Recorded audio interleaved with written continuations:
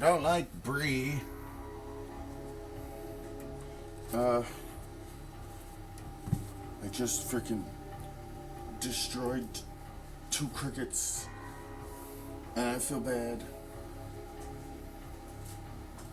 I didn't squish them. I poisoned them, or I sprayed them with the wasp. The wasp killer apparently works, unless they wake up and crawl away here in like a bit, but I doubt it.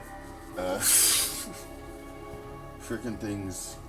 There's too many of them. If I see like 3 at once, it's too many. 1, not a problem. Lately, they're getting loud, and there's only like 2 or 3 of them. And goodbye.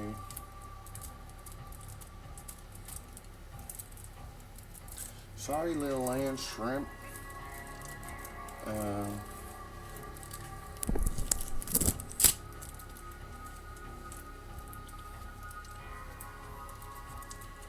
So, limit break.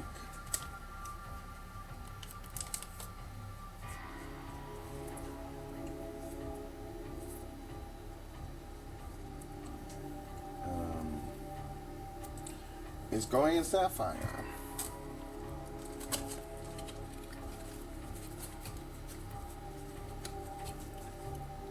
Feels like I spilt something, but I didn't.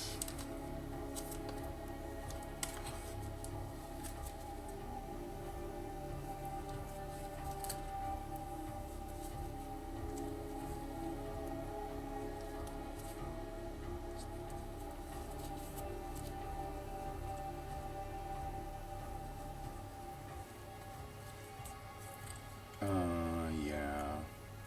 What entertaining stuff. Cloud X Soldier Haste. When Cloud enters, attach up to 1 target equipment you control to it.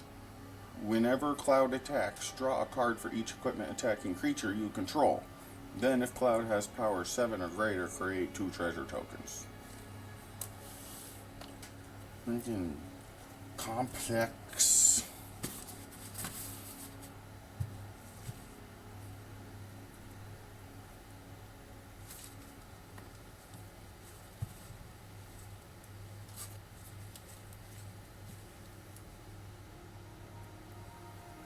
Okay, Tifa.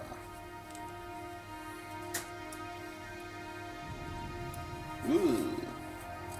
What you got, Tifa? Feeling really thick. How ironic. Like, literally, the card feels thick. Like, it doesn't feel right.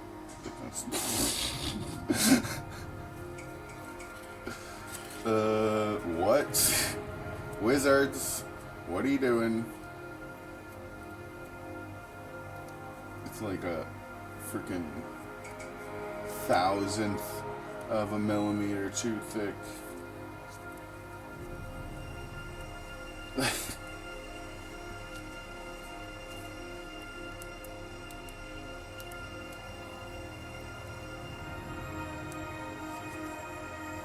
I really hope I didn't stick 2 cards in there on accident.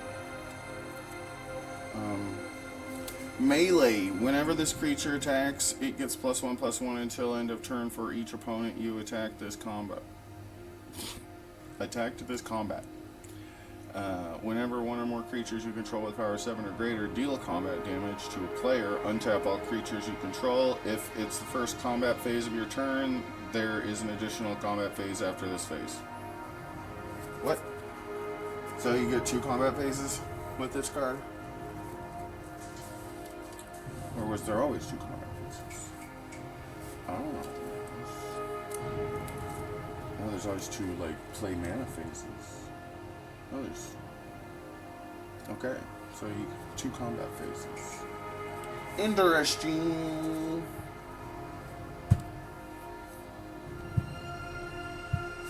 I need to do it like this.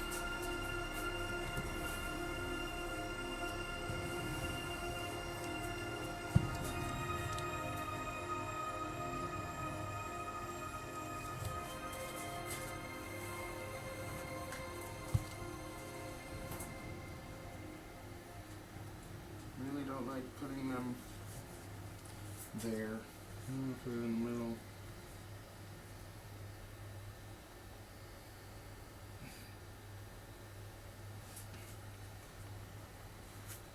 Doesn't matter. They're all gonna come out again. Legendary creature. Human warrior pilot. Sid.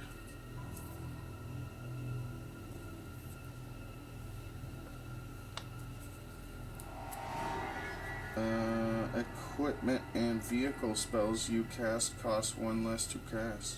Oh, there are vehicle spells in this. Okay.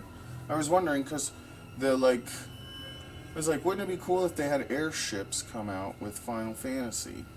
Like, since they're coming out with like ships for New Horizons or whatever, wouldn't it be awesome to have airships in Final Fantasy for Final Fantasy Magic the Gathering? You can have an airship. That would be awesome. But they need to start adding. But then this says vehicles. This is saying if you cast a vehicle. So this has vehicles. Are chocobos the vehicle? Do they have chocobos in this? Because I thought they didn't have actual like vehicles, or I mean apparently they have vehicles, but I didn't think they would have like maybe the big ships, like an airship would be a legendary vehicle. And that's what they added with Horizons, is legendary vehicles. Or whatever it's called, I don't know. So equipment and vehicles cost one less to cast. You have jump during your turn, so it has flying. Pay 2 and tap, return target equipment or vehicle card from your graveyard to your hand. I'm Sid, that's who the hell I am, now just let me handle it.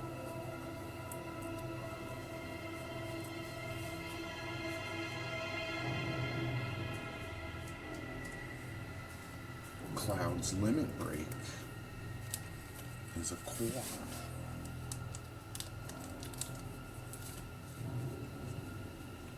It is an instant. It is tiered. If you don't pay anything extra, it just destroys target tapped creature. So you pay 1 colorless and 1 white to destroy any tapped target creature. Or you can add another colorless to do the blade beam instead of the cross slash. So for 2 colorless and 1 white, you destroy any number of target tap creatures with different controllers.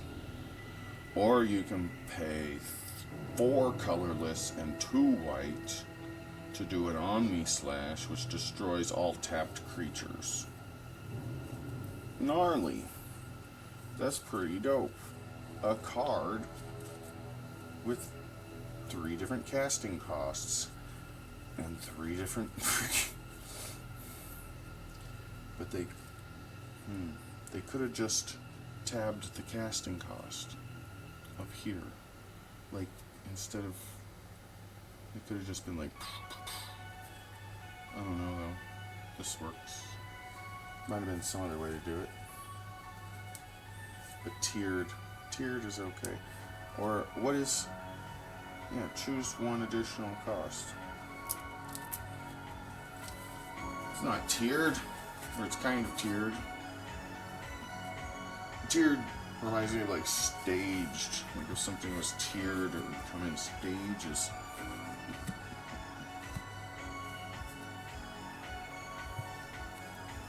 I don't know.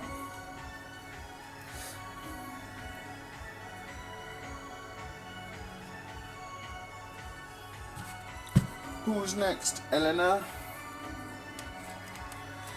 Turk recruit.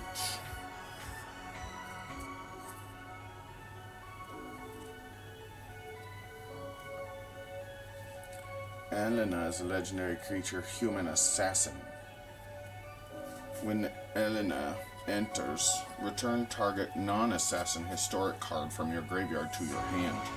Artifacts, legendaries, and sagas are historic. So, artifacts, legendaries, and sagas are now historic events. That's cool. I like where this is going. So, if it's a legendary or a saga, it's historic. Or an artifact. Artifacts are now historical artifacts. So, legendary is like an artifact creature. Legendary creature. Instead of calling it an artifact creature, because that'd be weird to call like an actual character like that. It's an artifact creature. But then, I don't know, with Final Fantasy VII that makes sense because they're all just hollow shells.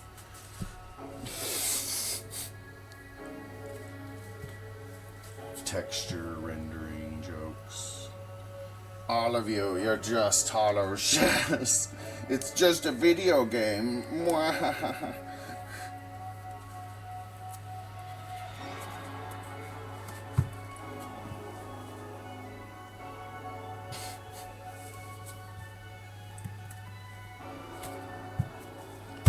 Because, like, that was Final Fantasy VII. In Final Fantasy VI, they were still two-dimensional. There was no... there were no hollow shells. In Final Fantasy VII, everyone was three-dimensional. And the world ended. They're like, you're not the same anymore. Now you're just a hollow shell. The fourth wall breaking. No, it's I don't think it was intended to be the fourth. Maybe it was, though. Kind of works. Headgear Shinra Executive. Wait, I didn't read the rest of this one. Whenever you cast a historic spell, put a +1/+1 counter on Elena. Looks like talking alone won't cut it. You're going to have to feel some pain.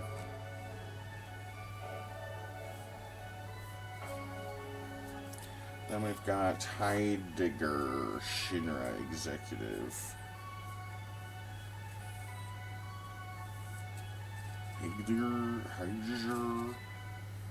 Heidegger. How you doing? Legendary creature, human soldier.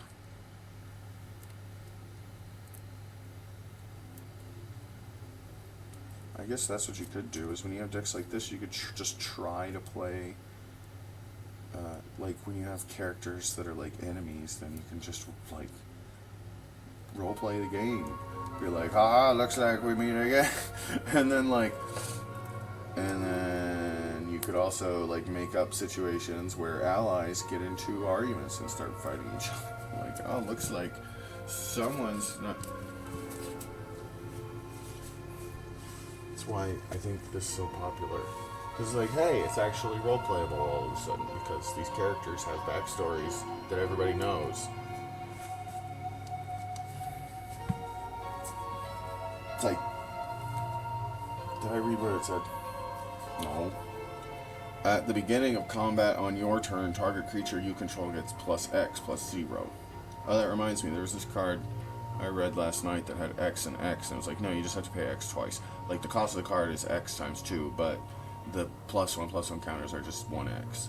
Like, so you pay the cost twice to get a creature that's X. Like, if you want a 10/10 creature, you gotta pay 20 for it. Anyway, target control, you control gets +X/+0 until the end of turn, where X is the number of soldiers you control. At the beginning of your end step, create a number of 1/1 white soldier creature tokens equal to the number of opponents who control more creatures than you. Okay. Okay.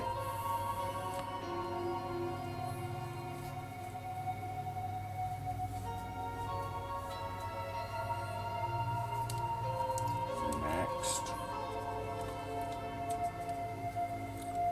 I got Heli Trooper.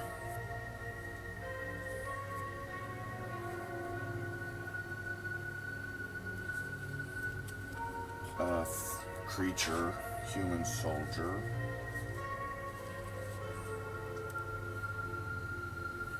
Whenever this creature attacks, another target attacking creature gains flying until end of turn. Equip abilities you activate that target this creature cost 2 less to activate. He's a bargain.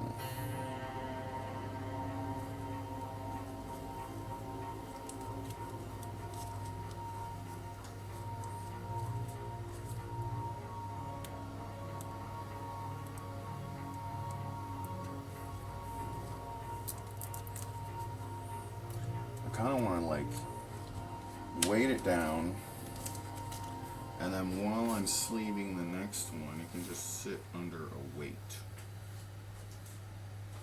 But I need like the heaviest thing.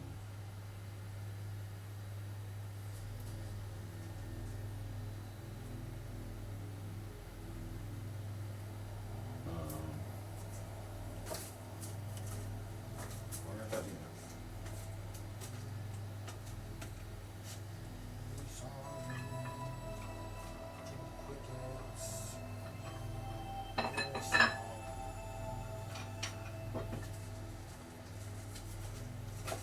There's 5 pounds. Okay. Alright, soldier military program. It's an enchantment. That's an enchantment. The soldier military program is an enchantment. I don't know, man.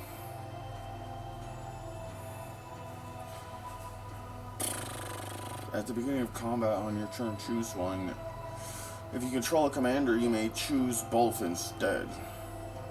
So, create a 1/1 white soldier creature token, or put a +1/+1 counter on each of up to 2 soldiers you control. Soldier military program.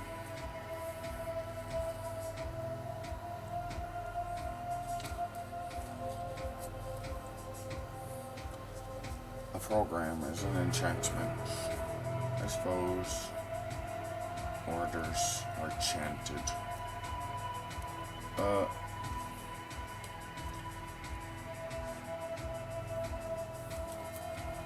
Okay. Was it enough? Seems like it was. Do it again.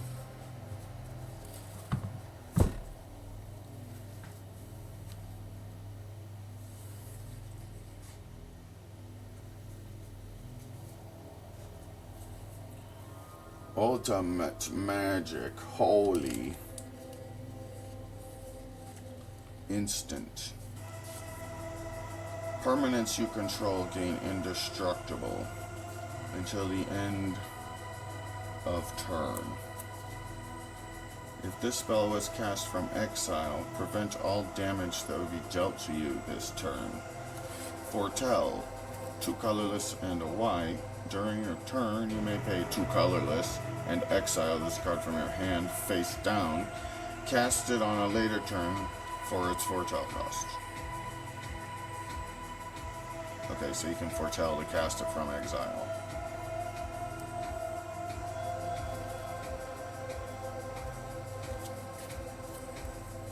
And if you do, then it prevents all damage, as well as making your permanents indestructible.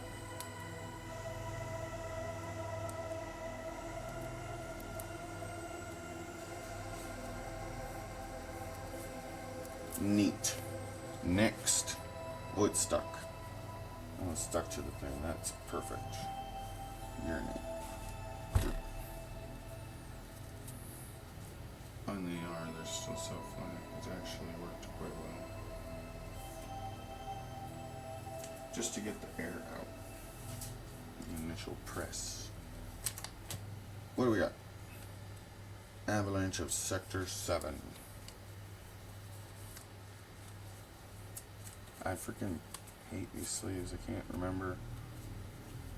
Or it's like the freaking uncertainty principle. They're all the same orientation. They're not even, I just forget every time. Menace.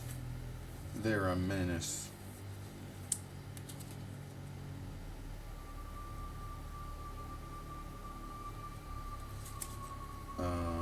Avalanche of Sector 7s.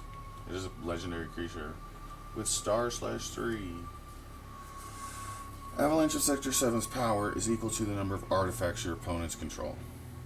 Whenever opponent activates an ability of an artifact they control, Avalanche of Sector 7 deals 1 damage to that player. Okay. And it's a red. Got them mountains.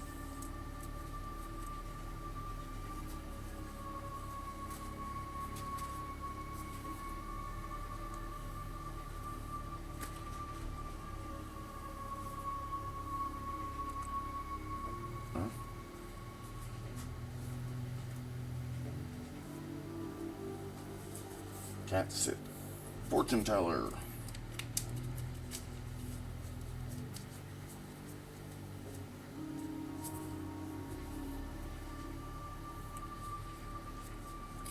Legendary artifact creature Cat Moogle.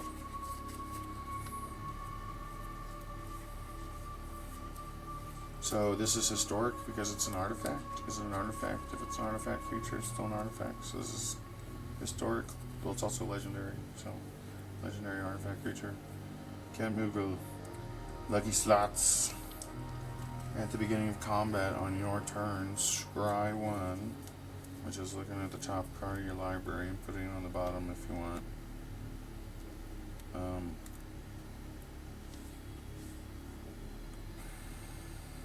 Then exile the top card of your library with this one. So you can scry 1, so you can take it or put it on the bottom, or leave it there and exile it, or exile the next card. You may play that card this turn. Wait. So you exile the top card of your library and you can play that. Okay, so you can not just exile, but play it before you exile it. When you exile a card this way, target creature you control gets +X+0 until the end of turn, where X is that card's mana value. I'm friend of one and all, thanks to my crystal ball.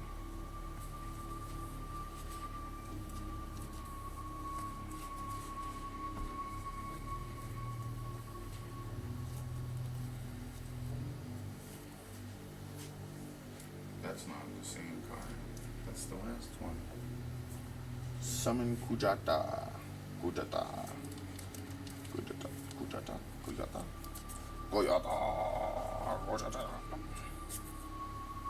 As this saga enters, and after your draw step, add a lore counter.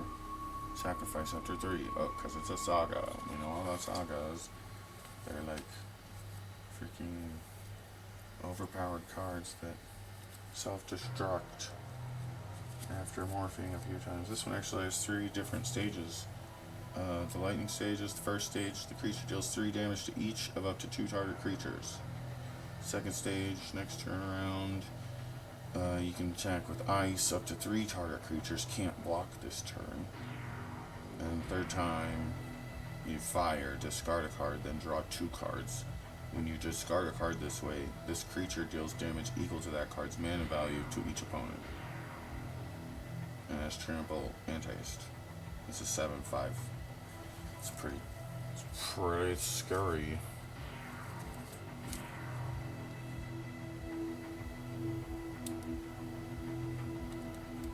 Get in there, there goes. Ujata. Oof. I wonder if I could get like more pressure on it if I did it like this. Probably. That's not like level.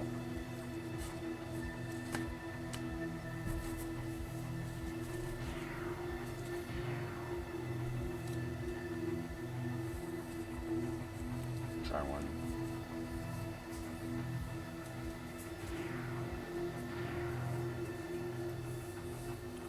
Ultimate Magic Meteor.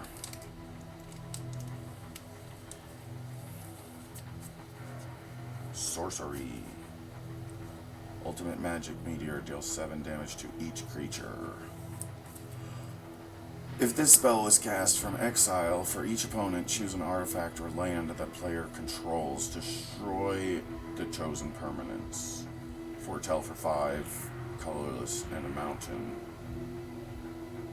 So during your turn, you may pay 2 and exile this card from your hand. face down. Cast it on a later turn for the foretell cost. Okay, so foretell the way I see it. At first, there's shit in here. Need a brush. Nice.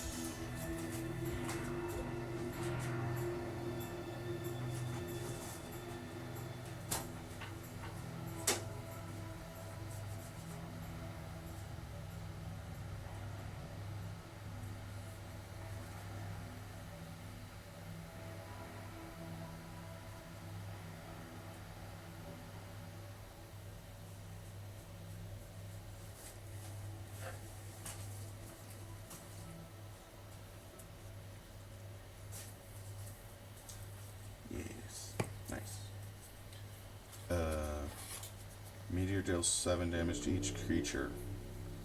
If this spell is cast from exile, for each opponent, choose an artifact or land that player controls. Destroy the chosen permanents. I already read that. Okay. Forgot because it had dust. I got distracted. Get that dust out before you swoosh it into the card. Not that it's like gonna matter that much. Matters a lot. Let's see if that one's. No, we're good. This one might actually be more pressed.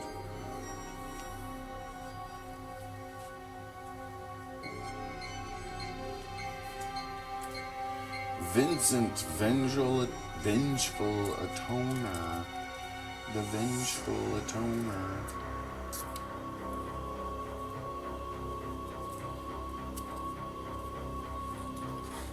Also a menace.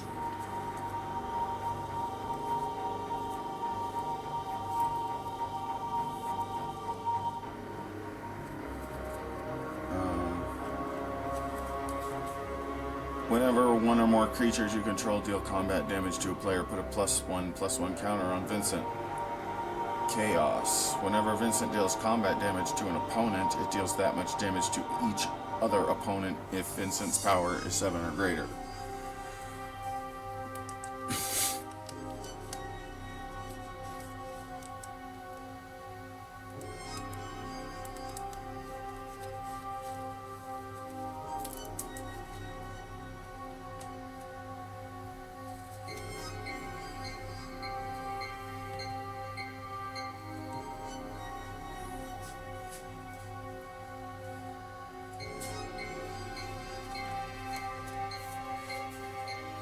Yuffie, Materia Hunter. We are living in a material world. Okay, legendary creature, human ninja. Ninjutsu. For 1 in a mountain, return an unblocked attacker you control to your hand. Or to the hand it belongs to, I guess. To hand. It doesn't say your hand, it just says to hand. Put this card onto the battlefield from your hand tapped and attacking. Oh, okay. When Yuffie enters, gain control of target non-creature artifact for as long as you control Yuffie. Then you may attach an equipment you control to Yuffie.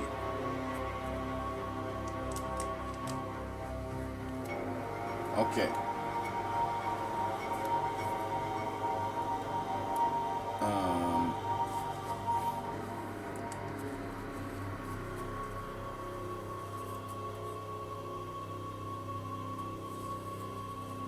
Vincent. Ultimate Magic Meteor.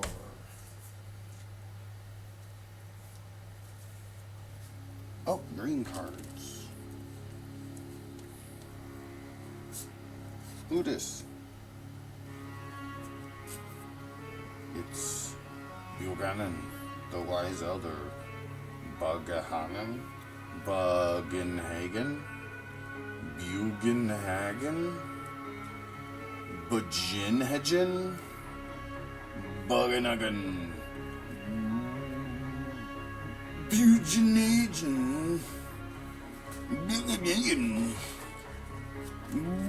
Copenhagen. I don't know how to actually pronounce that. Has reach. Old man's got some reach. Interesting choice of abilities. Okay. At the beginning of your upkeep, if you control a creature with power 7 or greater, draw a card. Tap to add 1 mana of any color. I've been thinking if there was anything we could do to help a planet already in misery.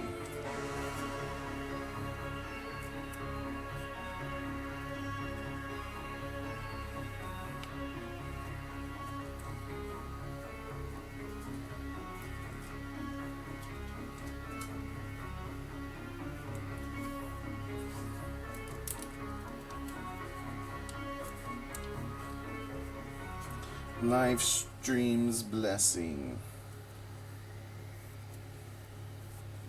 Draw X cards, where X is the greatest power among creatures you controlled as you cast this spell. If this spell is cast from exile, you gain twice X life.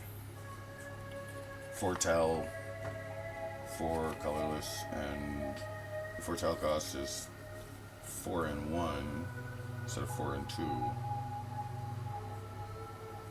But you may pay 2 to exile this card from your hand face down. During your turn, you may pay 2 to exile this card from your hand face down.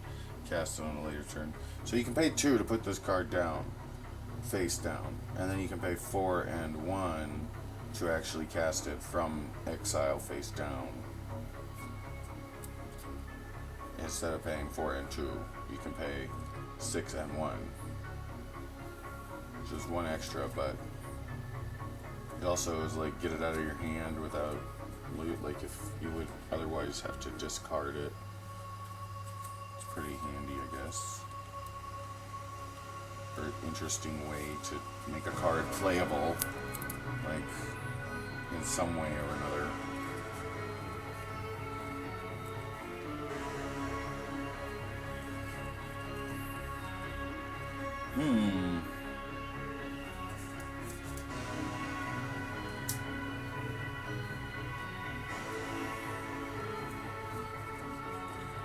Professor Hojo.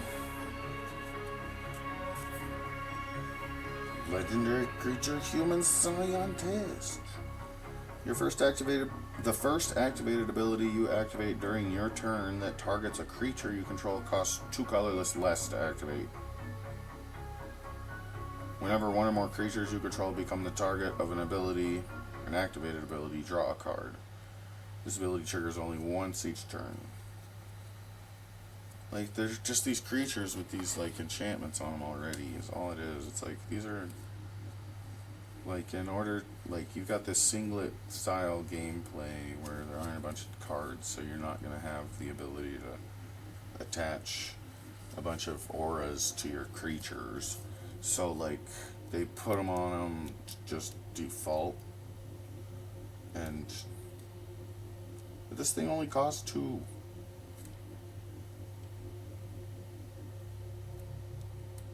And it does so much. They really need to stop doing that. I mean, it might be the limit. This is kind of like getting to the point where it's kind of getting silly. But, I mean, they could still add a little bit with where they're at now. But then if they kind of like try to, instead of taking it back, like they need to make it more basics. Like they need to take all their new little mechanics that they've come up with and really boil it down to some basics. And like do other things with it. And not just the same thing, because it feels like there's a whole lot of lost potential. That for beginners, the beginners decks could be, like a lot more basic, and like really focused on your main legendary. Like they came out with dual decks for a while, and they really don't do that anymore. But they would have like the legendary creatures in your dual decks, but it was still a standard deck of cards. But it was kind of constructed so that you had like one nice foil legendary creature in it or something, even though it typically wasn't the best creature in the deck. Like, it was legendary and whatever. It went with this theme of the whole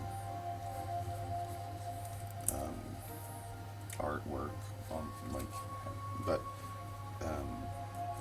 I think they need to like try to move those legendaries around with what they're doing with this lore, but to make it the sagas and stuff, like if your sagas could be like more mundane and like, what? I have to what? Like,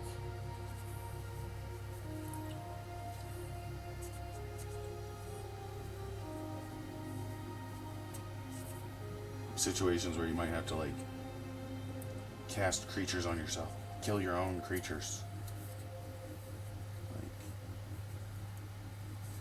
like where creature cards are actually like friends or foes, and like certain cards wouldn't be able to attack certain creatures even if they're on the opponent's side. It's like, no, he won't attack that because they're on the same side. They won't fight each other.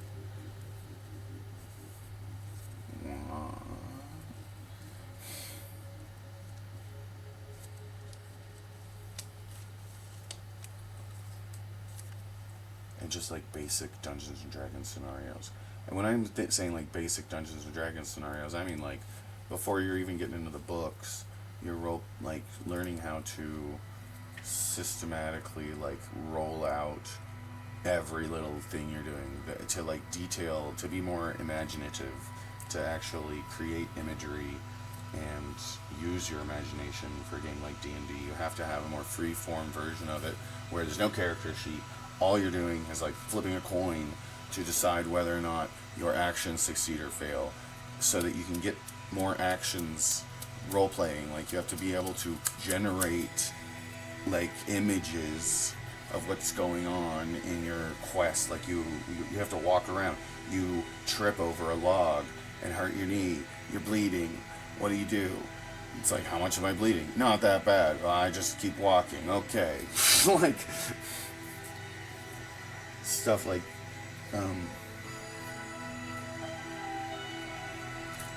like you keep tripping over stuff. Why do I keep tripping? Well, it's kind of dark. Oh. Like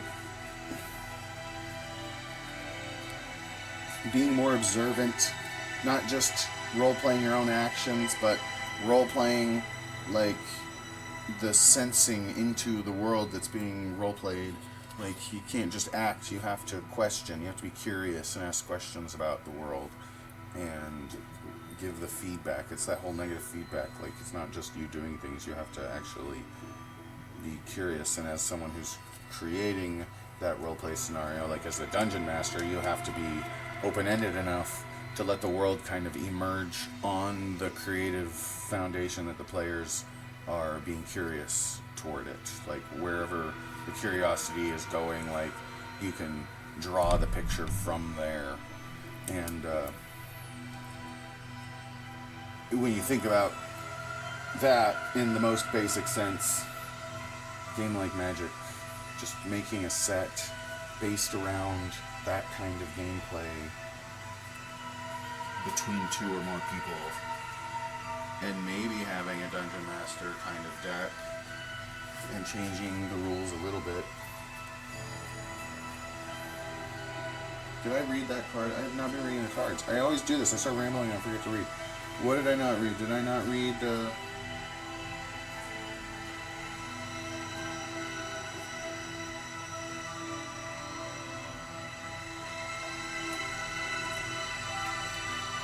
I didn't read Summoning Materia.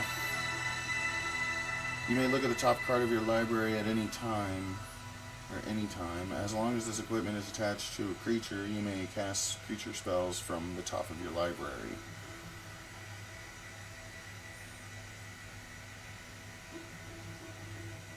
This is weird. I can just look at the top card of my library anytime, and if it's a creature, I can cast it. As long as this equipment is attached to a creature, you may cast creature spells from the top of your library.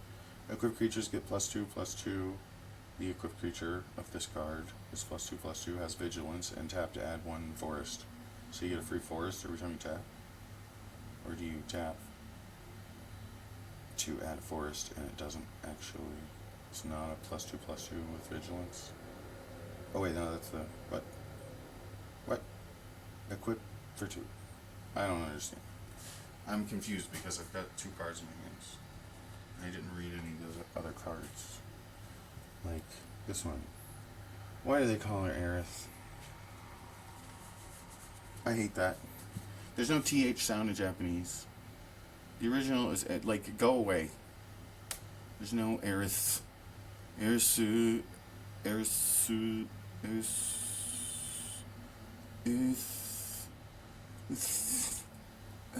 There's no TH in Japanese. It definitely wasn't Aerith. I'm Aerith. Assholes. You're wrong. You're always wrong about things. And you make a big fuss about it. But you're wrong.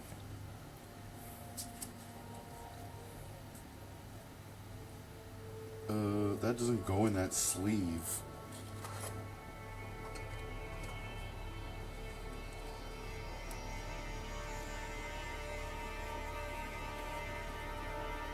My name's Aerith. I got a speech impediment. I'm Aerith.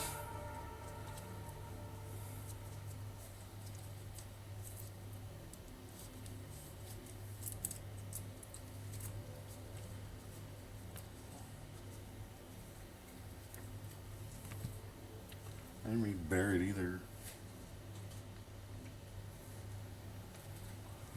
Barrett, legendary creature, human rebel with reach, avalanche. Whenever an equipment you control enters, create a 2/2 red rebel creature token. At the beginning of combat on your turn, attach up to 1 target equipment you control to target rebel you control. Sephiroth, fallen hero. Again, this card feels thick.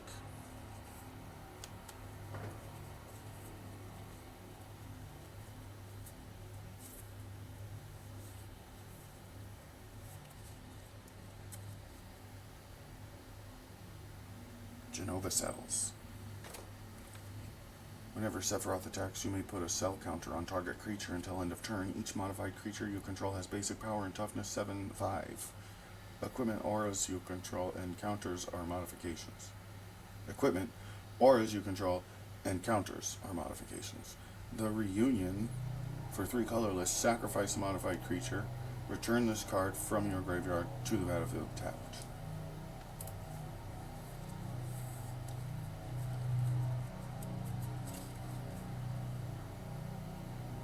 So yeah, by like slightly change, like adding just words, by like just making synonyms for terms that already exist or something, or they're adding this shit. It's like, okay, we're just consolidating resources or something. Red 13, Proud Warrior, legendary creature, beast warrior with vigilance and trample.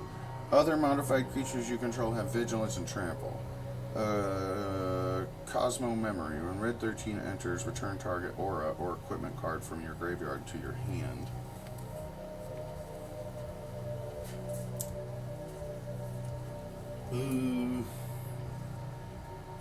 One, two, three. 1, 2, 3. Do 2 more. 2 more and I'll have done a whole page.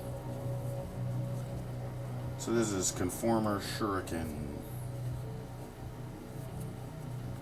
Legendary artifact equipment. Equipped creature has, whenever this creature attacks, tap target creature defending player controls. If that creature has greater power than this creature, put a number of +1/+1 counters on this creature equal to the difference. Equip for 2.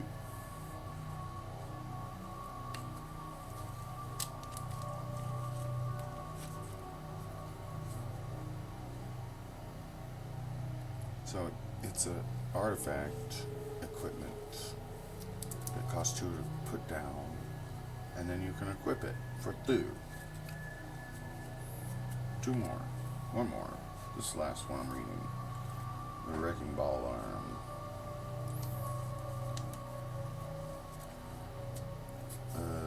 Legendary artifact equipment. Equipped creature has base power and toughness 7/7 and can be blocked by creatures with power 2 or less. Equipped legendary creature 3, equipped for 7. Oh, to equip it to a legendary creature only costs 3, but to equip it to any other creature costs 7. I don't care what it is, I'm gonna blast them up. I'm gonna bust them up. I don't care what it is, I'm gonna bust them up. I don't care what it is, I'm gonna bust them up. I don't care what it is, I'm gonna bust them up. I don't care what it is, I'm gonna bust them up. I'm gonna bust them up. I don't know why I keep getting deeper and deeper to the bustums. Going through bustums. Took my weed. Wait, what? I didn't put in Sephiroth. I forgot. That's too many. I did one too many. One too many. It's too much. It's too much. Did way too many. I was gonna just fill up this one page, but I did a page and one. Barrett gets to sit. Wait, that wasn't Barrett. Who was that? Oh, that was his wrecking ball arm.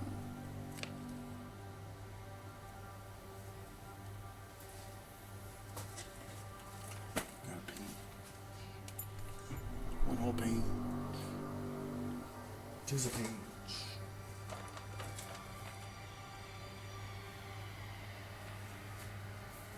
Nice page. I'm not sure about blue so far. I mean, it's looking okay.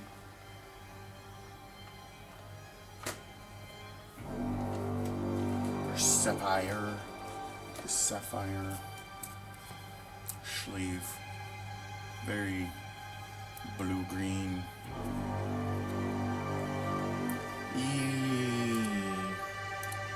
It's like the end of the playlist too. Jeez. Wrecking ball arm.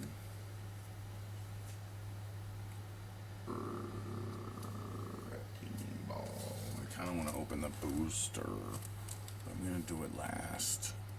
I'm going to do it very last because that's where it goes, is in the last page. Like a side deck, maybe.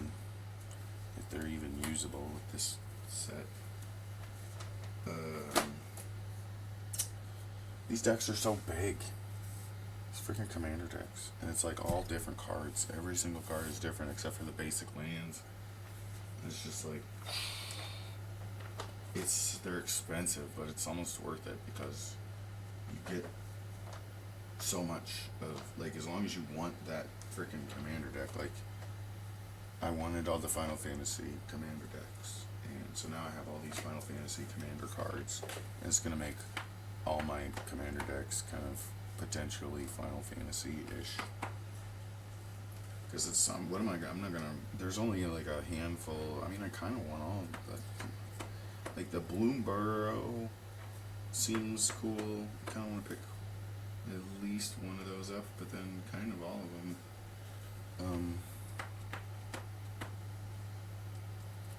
I like the whole kind of Happy Tree Friends, you know, it's like vibe. I mean, it's not the vibe, but it is kind of with completely different vibe. Like, oh, violent animals, yes, like a Disney movie with it went south. I love it. Like,